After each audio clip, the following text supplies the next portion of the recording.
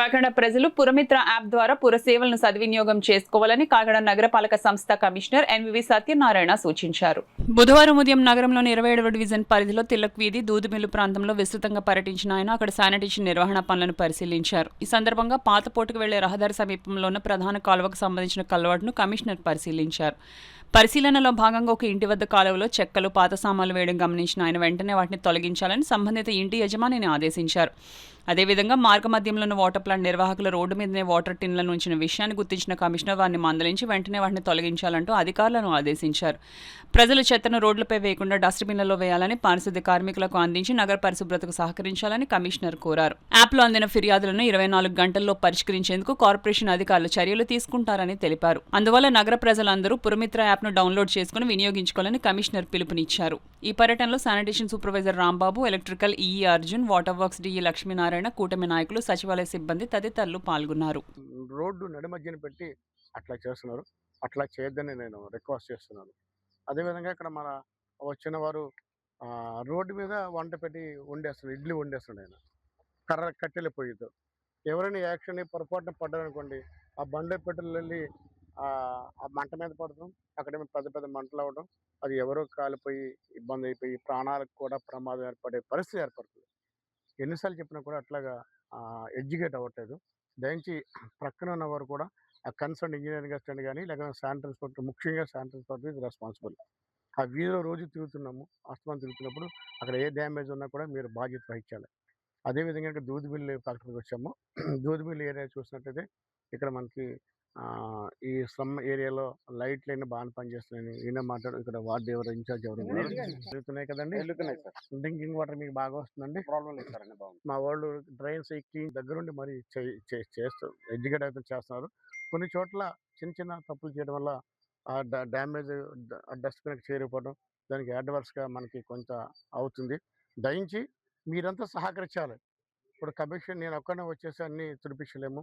మనం మీకు ఏదైతే నిర్దిష్టంగా ప్లేస్ కేటాయించామో, డస్ట్బిన్ కేటాయించామో అక్కడ వేయండి. అక్కడ వేసుకుంటే మా వాళ్ళంతా వచ్చి తీసుకెళ్ళిపోతారు. దయించి మీ అందరికీ కూడా మరొక రిక్వెస్ట్ చేస్తున్నాం. ముఖ్యంగా మహిళా మనులందరికీ కూడా ఇక్కడంతా ఉన్నారు. మీరు కూడా కొద్ది చిన్న బాధ్యత తీసుకుని ఎవరైనా చేస్తారు. ఇందాక అక్కడే మనం చూసాము, ఆమె రోడ్డు పక్క ఇంట్లో పట్టుకొచ్చిందంతా కూడా బాగు చేసినంతా కూడా రోడ్డు మీద వేసేసి దేవుడి ఫోటోలతో సహా డ్రైన్ వేసేసిందమ్మ.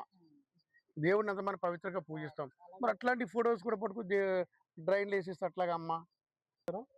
నేను 27 డివిజన్ ఇన్ఛార్జ్ కోడూరు పెద్ద. ఈరోజు వార్డు విజిటింగ్లో భాగంగా మన మన కమిషనర్ గారు మన వార్డుకు రావడం జరిగింది. తిలక్ స్ట్రీట్ మొదలు మన port railway station, old port railway station వరకు కూడా విజిట్ చేసి చాలా సమస్యలు గుర్తించడం జరిగింది. కొన్ని సమస్యలను అయితే అక్కడికక్కడే వెంటనే పరిష్కరించి వెంటనే సాల్వ్ చేశారు. ఇంకా చాలా కొన్ని సమస్యలు ఉన్నాయి.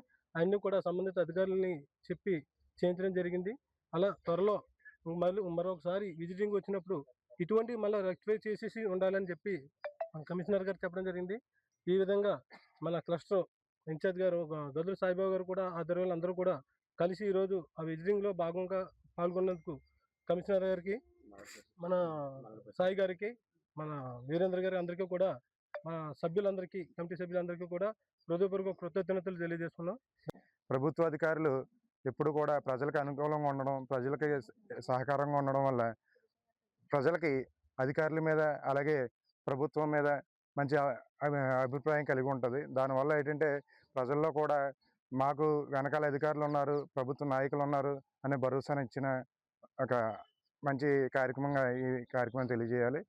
ముఖ్యంగా ఈ చుట్టుపక్కల ప్రాంతాల్లో డ్రైనేజ్ సమస్య కానీ ఇలాంటి చాలా సమస్యలు ఉన్నాయి. కొన్ని సమస్యలు అవన్నీ కూడా ఇక్కడ ఉన్న పెద్దలందరూ కూడా తెలియజేశారు.